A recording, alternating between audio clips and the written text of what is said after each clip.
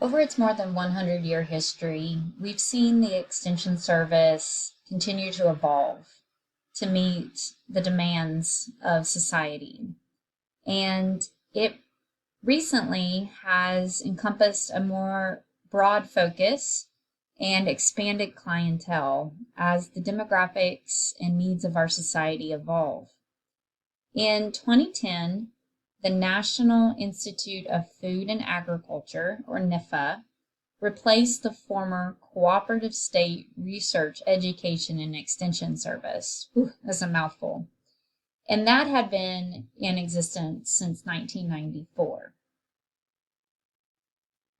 So the traditional focus for Extension was four main programs: agriculture, family and consumer sciences, or what was called previously the home economics, or domestic sciences sometimes.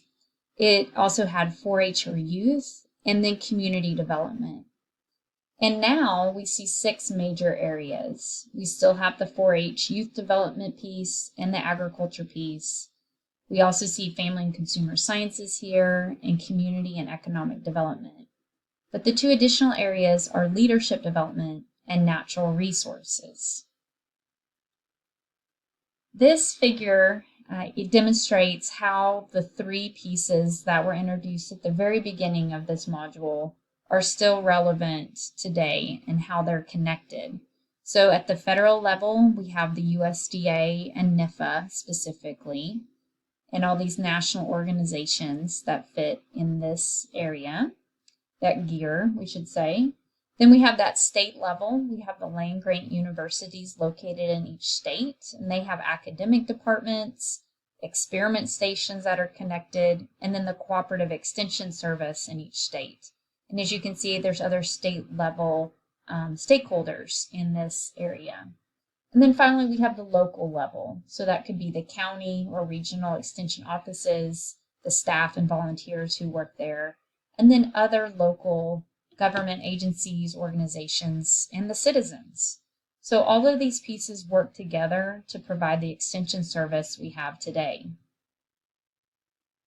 Over time, it's important to note that Extension has always emphasized communications. It was created by the need to share technological advances and scientific findings from experiment stations and from university classrooms. And this is a Norman Rockwell painting called The County Agent. And you can see the little 4-H symbol right here visiting her project.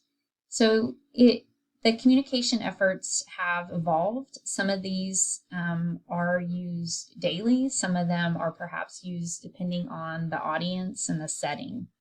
But communication efforts continue to be an important aspect of the Cooperative Extension Service. There's also, with the advent of online communications, a lot of ways to take this show on the road, we could say. But we have television and radio shows that exist within Extension, and you can often find these online, such as the Texas A&M Food and Nutrition Extension effort. We have social media presence. Again, here in Texas, they have their own Facebook page where they publish content. And I'm sure you could find many others without much effort. They're everywhere. And then we have other online efforts. So this is the website for the USDA NIFA's Cooperative Extension System Hub. So extension communications today exists in the more traditional ways that we would see here, from interpersonal, such as the county agent visiting a farm, providing demonstrations, newsletters, mass media, up through those online efforts that we can leverage because of our technology. So what will extension look like in the future? I'm not asking you to respond to this as a discussion post, but it's certainly something to consider. What are the challenges it will face? How will it remain relevant? How will it continue to solve the problems that the American public are facing?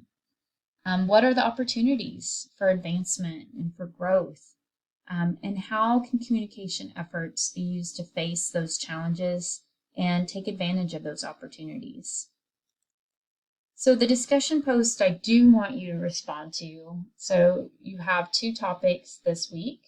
The second topic is connected to the second reading for the week, which focused on science communication. So what I want you to do is go visit a state extension website or social media presence and select the specific topic or program area. There are so many topics that they could address. It's easy to get overwhelmed. So just pick a topic that interests you. It could be food and nutrition. It could be pesticide management. It could be 4-H youth development. Pick something and explore it in more depth. I eventually want you to find a specific web page, flyer, brochure, or something else to critique. So again, narrow this down quite a bit to where you get to one specific thing. And I want you to use the lessons that are discussed in this article to write a brief critique. So just 4 to 5 sentences for how well the selected material, so whatever you found here, reflects the effective science communication best practices presented in this article. And that's essentially, they talk about content and wording, message framing, and then there's a checklist at the end of the article about openness and transparency. So just write 4 to 5 sentences about how well that example does that. And then I would like you to include a link to that material that you're critiquing. I'd love to build up my examples and also see what you're referencing when you discuss it. So in review, the Cooperative Extension Service is a publicly funded, non-formal educational system that links the educational and research resources of the USDA, land-grant institutions, and county administrative units. These efforts to reach rural audiences and improve farming practices help develop the CES into what it is today and continue to reflect what it strives to do. There were several key pieces of legislation that help provide the funding and support necessary to establish what we have been celebrating for more than 100 years. And the Extension Service has and continues to use a variety of communication channels to reach diverse audience segments. And I want you to explore what those look like through your discussion posts.